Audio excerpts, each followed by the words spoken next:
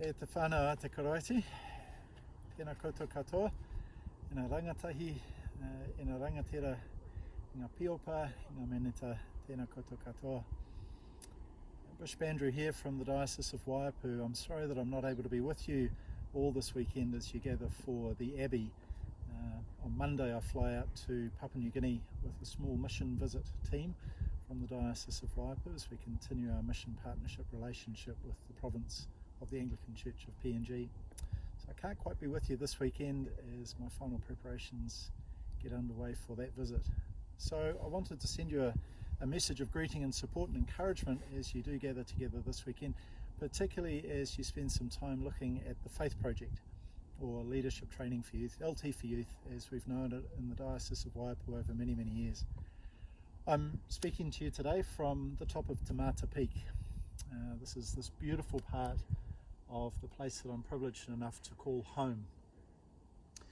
We stand here on the top of Te Mata Peak, which tells the story of the great chief Rongokako, and whose landscape continues to influence the Heretaunga Plains that you can see in front of me here. From this place in Havelock North, in the Diocese of Waiapu, I can look to the south and follow the Ruahine Ranges that trace all the way down to the Manawatu Gorge, which is near the southern part of this diocese. As I look out to the east, the Pacific Ocean, heading north on a clear day to see the Mahia Peninsula, and I know from there, just beyond the Mahia Peninsula, is Tūrangarakiwa or Gisborne, and tracing all the way around through Eastland. On a very clear day, just as the sun's setting, we can look over towards Mount Ruapehu. And I know from Ruapehu there, she looks with a cautious and careful and considerate eye over all of the Bay of Plenty. It takes in all of the Diocese of Waiapu. So this is a special place for a lot of people here on Te Mata Peak. It's a special place for me as Bishop because it reminds me that I can be in some ways connected with the vision of the diocese. We all need mountaintop experiences. We all need places where we can land our feet and know that we're at home.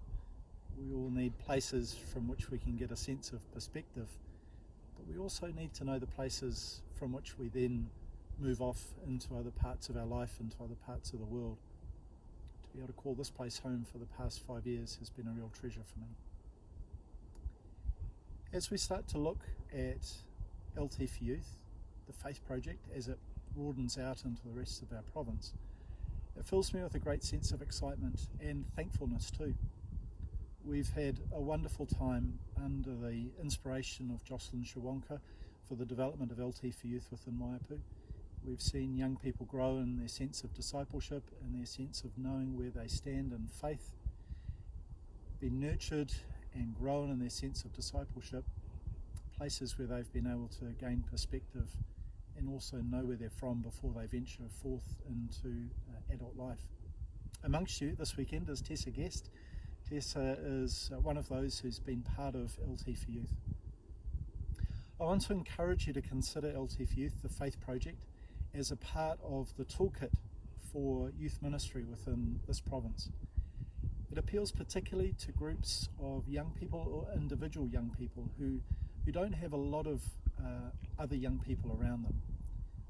Perhaps it could also apply for large youth groups, but we found it most effective in places where young people, 1 or 2 or 3 or 4, might be a part of a parish and have got willing support from older members of the congregation, from clergy and laity, to go on this journey, this adventure of faith, and consider what discipleship means for them. It's in those places that LT for Youth, the Faith Project, has made a huge difference. It ties together an opportunity for young people to be mentored by those older than them in faith.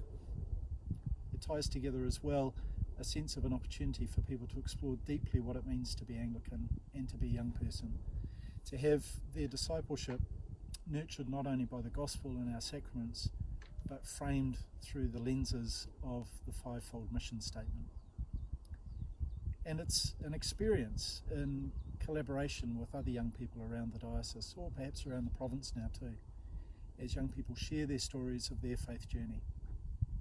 The question I'm left with is the wonderful sense of adventure about what your faith journey might be, how your faith journey might be enhanced, might be further nurtured and even deepened by participation in the Faith Project LT for Youth. Or perhaps if you're a youth leader, that you might consider this as a part of your toolkit so that you can offer something else to young people in your parish, your diocese, your ministry unit, wherever it is that you find God calling you. So, friends at Te Whanau Te Karaiti, I hope that you have a blessed time at the Abbey this year. We look forward to being with you another time. And from me, from the Diocese of Waiapu, we send you our love and our greetings, our strength and support and prayerful encouragement this weekend. Ka kite anō.